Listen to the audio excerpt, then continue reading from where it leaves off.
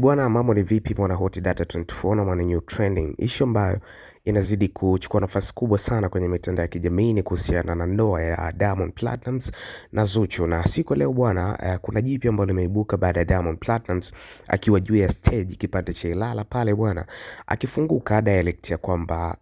yeye ni mume wa mtu kwa hivi sasa, na hii alikuwa akielezea kwamba ni kwa namna gani ambavyo siku ya leo kwenye show hii alikuwa hajisikii vizuri kutaka kutoka kwa sababu ya ndoa, kwamba ukiwa umeoa basi unahitajika kuweza kutulia ndani ukiwa uko na mpenzi wako, kufanya kila kitu ambacho kinakuwa kinahitajika, lakini at the end of the day, kwa sababu ni kazi yake ya kufanya muziki, kuweza kuwaburudisha watu, akaona ni vyema kuweza kutoka, kuweza kuhakikisha kwamba anaendeleza kile ambacho amekuwa kikifanya kwa miaka kadhaa. So kwa statement kama hii imedhihirisha kwamba Diamond Platinum na Zuchu wameweza kuoana na wanazidi kufurahia penzi lao zito zaidi, lakini Harmonize kuja kuingilia kati kwa kuweza kudai kwamba ameweza kumwoa Zuchu kwa sababu tu ya kutaka kumkeep kwenye lebo, ndio kitu ambacho kinazidi kuleta mgogoro mkubwa sana.